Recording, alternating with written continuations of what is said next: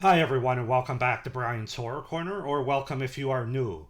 So today we're going to take a look at another horror movie. Well, another movie from 1981 as part of my horror series for the 1980s.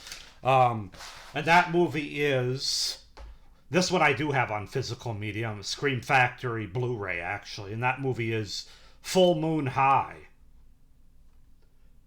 He's today's teenage werewolf, only the rules have changed. That's the tagline for this movie. So, Full Moon High, a comedy horror movie from 1981. Um, I only knew about this movie because I watched the Shudder series of Into Darkness.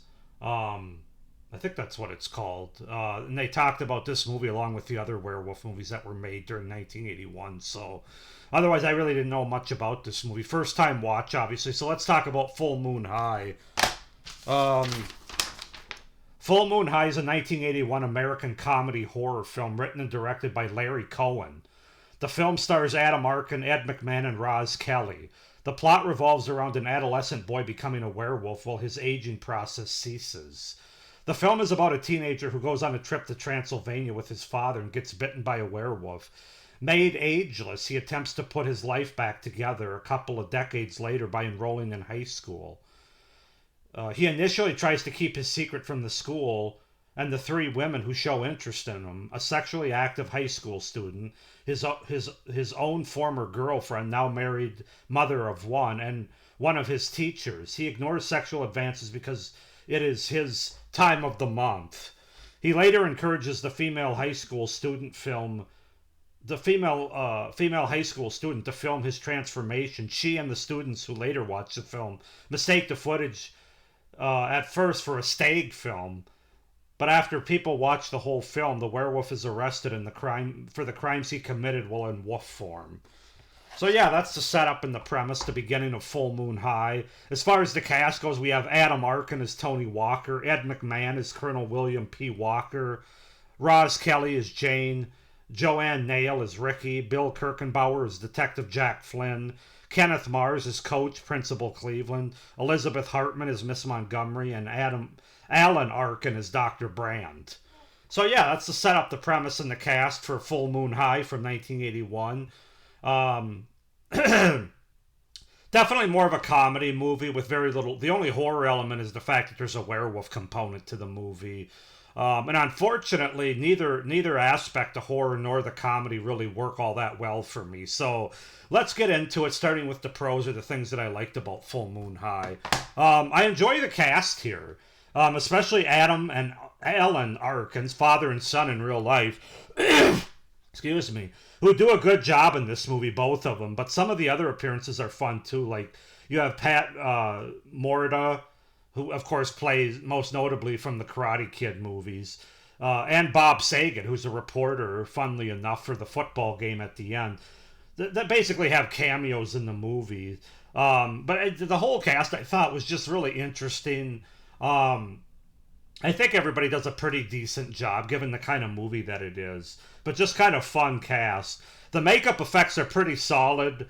They're more old school werewolf makeup effects, kind of like when I was a teenage werewolf, that movie from the 30s, which of course Cohen is basically said in that documentary I watched on Shudder that's kind of more or less what he was going for, as opposed to like the transformation effects of like other movies during this time, like An American Werewolf in London and The Howling.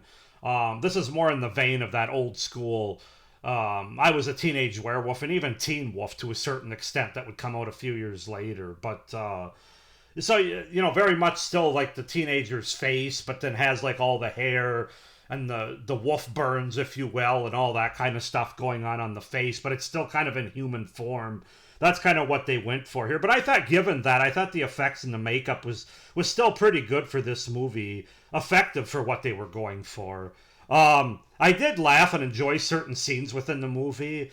The two scenes in particular, the scene at his father's funeral, kind of like the first half hour of the movie, like the end of the first act, beginning of the second act. Just that whole funeral scene outside, I thought was funny with what was going on there. And then there's a jail cell scene later, like towards the end of the movie, with with Adam Arkin's real life father, Alan Arkin, coming in as Dr. Brand. I thought that was a funny scene. So yeah, there are some pretty comical moments. I shouldn't say pretty. There's some comical moments in certain scenes in the movie that I did enjoy. Um, I think the movie does a pretty good job of hitting on the societal changes from the beginning of the movie, which basically takes place in 1959, to the end of the movie, which takes place in current day, which when this movie was made was 1980, 81. Um, when he goes back to high school 20 years later, or just in terms of like the different, how society changed, the sexual revolution, students' respect in school for authority figures and teachers, and certain political viewpoints that were different from 1959 to 1981. I thought all that stuff was actually done the best in this movie, even more so than the werewolf component, and even more so than the comedy on that component. So I think that's where Cohen really did a good job with this movie, was kind of showing when you have this character that changes into a werewolf and ceases to age, everybody else really changes as well. And I think that's the thing in this movie that really stands out and probably works the best in this movie. And then finally, I would say it's an efficient and fairly well-paced 90-minute movie that doesn't overstay its welcome. It's not necessarily overly boring. It's a good movie to put on in the background, I would say, when you're doing other things, maybe in the fall time of the year. And that it does, one final pro I have, it does have a bit of that 80s camp and fun to it that I like. Like I said, well, the humor didn't hit for me, and there's not a lot of horror in this movie. It's still a worthy movie to have in my collection because it still has that, it's hard to explain, but that sort of 80s camp, just sort of fun, I guess is the best way to describe it. So those are my pros for Full Moon High from 1981. As far as cons go, basically, as I've been saying already, the movie doesn't really do the balancing act very well as far as the horror and comedy. Now, when it's a horror comedy, you expect a little bit more horror with some comedic aspects of it. Kind of like, I think the best example of this is An American Werewolf in London, as well as The Return of the Living Dead from 1985. But when it's a comedy horror, you know going in that you expect it to be more comedy, taking a horror concept, which is the werewolf in this case. And it just doesn't really land on either end, frankly. There's a lot of movies that try to do this from the horror comedy standpoint or comedy horror standpoint, and it just doesn't, they don't land on either side, and that's unfortunately the case for this movie. Because like I said, while there are a few comedic moments that I enjoyed in the movie, for the most part, there's a lot more comedy that they aim for that doesn't hit for me. Now, I don't know, some of it's probably the time that the movie was made, some things that are brought up or highlighted probably wouldn't fly today as much as they did in 1980, 81. It just kind of, so as a result, the whole movie just kind of left me feeling unsatisfied and a little bit let down. I would have liked either better or scarier moments having to do with the werewolf, like when he's bitten and stuff. Kind of like An American Werewolf in London. I keep bringing that up because that's damn near a perfect movie on this front when it comes to a comedy, horror comedy kind of movie. They just do it so well because it's still scary, especially when those two are attacked by the werewolf when they're, when they're walking home from that the slaughtered lamb bar.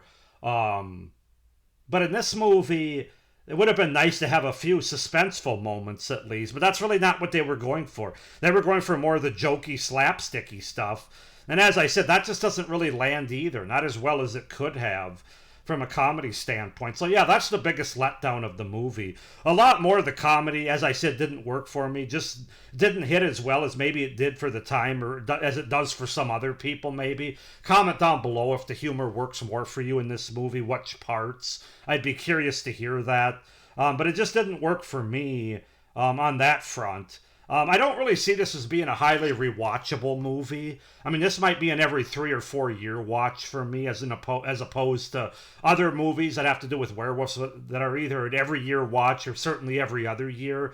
This is more of a movie that I could see watching every 3 or 4 years maybe, because you just don't really have the comedy side of it. I'll probably watch Teen Wolf with Michael J. Fox.